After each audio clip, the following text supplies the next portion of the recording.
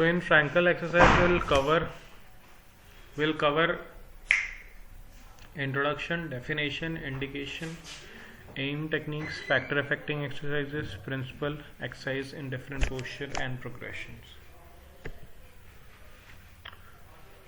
So Heinrich Sebastian Frankel, he was a Swiss physician and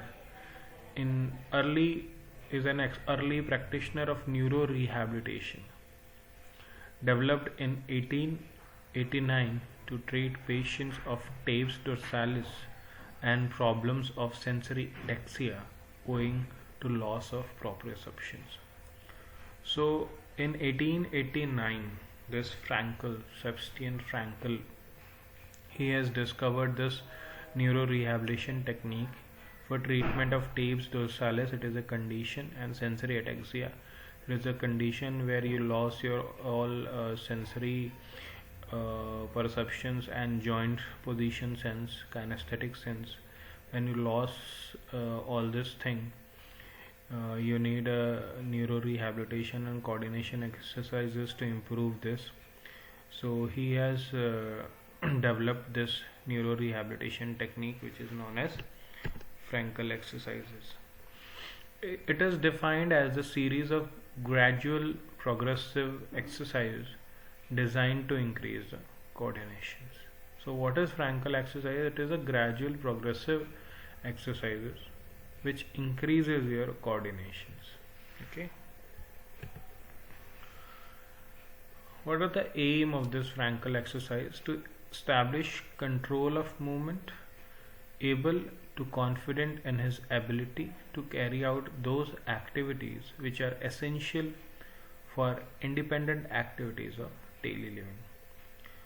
So basically he planned and designed these exercises to improve the ability and confidence of the patient while doing his ADLs, and to establish a control over the movement. If you are doing any kind of movement which is necessary for your ADLs, then you should have a proper command on that movement.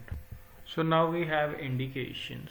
In indications, generally we have all types of indications which basically involve your sensory systems, your kinesthetic systems, and your proprioceptions. If your proprioception, kinesthesia and sensations are involved, you can give this type of exercises in that condition. So we have some conditions which involve this type of symptoms, which includes this type of symptoms are cerebral ataxia, where your movements are involved, Taves dorsalis, stroke, multiple sclerosis, Wilson's disease, cerebral palsy, Parkinson's disease, and other neurological disorders. Basically, one thing which you should keep in your mind, that you need a coordination exercises and Frankel exercises in neurological involvement only. Okay, so if you have a motor involvement like in peripheral systems, in that situation you need not require this Frankel exercises, because coordinations are governed by your higher centers. So if your neurons or higher centers are involved, so you need this type of exercises. So all the conditions which we have which are mentioned here in indications are involvement of your higher centers. Factor affecting the exercises: deformity, malposture, pain, asymmetry, mental and psychological stress, and overweight. So these are some factors. If these are present on the patient, you will face some problem while carrying out the exercises. If there is a deformity, what happen? Patient will not able to move the joint in anatomical position. Malpostures, pain. If patient is having a pain, he will not able to move joint or any target area. Asymmetry, mental and psychological stress. Patient is not taking your commands and all that. Overweight. So these are the some barriers. There are some barriers to your Frankel exercises. So this affects the exercises. The main principles are concentration or attention, precision and repetitions. So you have to concentrate and pay attention while you are receiving command and while you are doing exercises. Precisions are important because it is a coordination exercises, so you have to do perfectly with precisions. And repetitions, how much you repeat a single movement, you will learn, your brain mapping will occur, your channels will open, and you will learn that movement. Okay, you learn initially, you learn how to walk. You in every like kid or newborns, when they are at the age of 12 months, 13 months, they start try to stand and walk. They stand, they fall, they stand, they fall, they try to walk, then they again fall. So they just they keep on repeating the things, and they learn how to walk. And after that, when you when you grow and you reach a age of 4 to 5 years, and you start learning bicycle driving, so how to ride bicycle, you see that it is not like that you will sit on a bicycle and you can ride at a first time. You need a concentration, you need attention, you need a precision, and you need a repetitions of movement. So the number of times you repeat same movements, you learn how to perform it with precision. So techniques of Frankel exercises: position in clothing, explanation of exercises. First thing, position. It is important in every type of exercises, whether it is passive motion, active motion, resisted motions, free exercises, any kind of exercise. Position is important. Clothing is also important, so that patient is free and no restriction due to the clothing may occur while he is performing exercise. Explanation of exercises, again you will explain each and every movement that the patient have to carry while he is doing that exercise. Attention of the patient, just try to give him command repeatedly, so he will pay some attention while doing exercises. Speed of the movement, not too fast, not too slow, very good amount of speed is required. Range of motion by marking spots, how much you have to flex, how much you have to extend, how much you have to circumduct.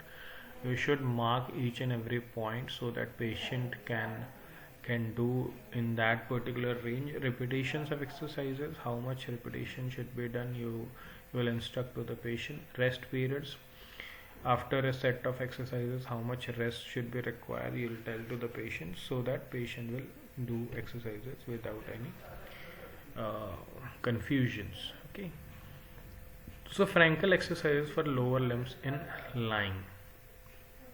Frankel exercises for lower limbs in lying.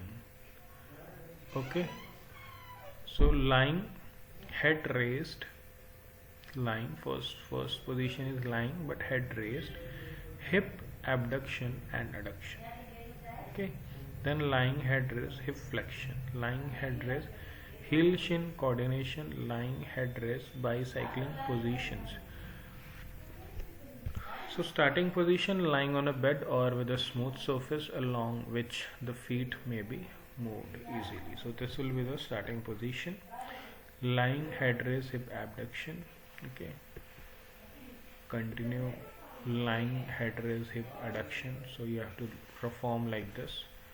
Now 4 inch above the floor with sandbag, continuing lying head raise, hip flexion. So you have to do this like this. Shin coordination, this is the moment how you have to perform shin coordination. Okay, lying head raise, bicycling position. This is the position. Frankel exercises for lower limbs and sittings. Sitting, place a position indicated by a mark on the floor. Sitting, sit to stand. So sit on a chair with feet flat on the floor. You have to sit like this. Clearly see in the image your knee position, your hip position, your ankle range joint position. In this way you have to sit. First, sitting, place a position indicated by a mark on the floor. Place the foot print from starting position. So you should mark the positions where the patient should keep his foot. Then sit to stand. You'll guide the patient how to shift his weight forward. Okay, then you should stand, because if you will not shift your weight forward, you will fall back. Exercises for the lower limb in standing. Stride standing, transference of weight from foot to foot. Standing, walking, placing feet on marks. Stride standing, walking small and wide, placing feet on marks on the floor. Standing, turn around. So in standing we have stride standing, stride standing with walking, standing and turning around. So exercises while standing. Starting position, stand erect with feet 4 to 6 inches apart. Okay. While you are doing a stride standing, you have to shift weight from right to left, left to right, like this. Now this patient is standing on a right leg, now on the both legs. Standing, walking, placing feet on the marks. So in this way you place a chart or you mark a foot on a floor, and you'll guide a patient to place your foot on the mark, and you have to walk forward, placing each foot on a footprint traced on the floor. Footprint should be parallel and 2 inch from a center line. Stride standing, walking small and wide, placing feet on marks on the floor. So you have to see, this is the stride standings. This is the place. Here you can see that there will be a gap between your 2 foots. You're standing here, you'll walk, the space between your foot will increase. Now small base, now again after a small base, large base, small base, large base, small base. Okay, this will improve your coordination. Now turning around, you'll have markings on floor, or you will mark on the floor if you don't have this type of sheets, and you'll ask the patient to turn very slowly and placing his foot on the marks, and he will turn slowly by putting, look, this is the place. Now this foot is shifted to this mark, then this will shift to this. So slowly patient will turn around. Upper extremity exercises: eye hand coordination, finger nose coordination. Try to reach an object, picking up the object.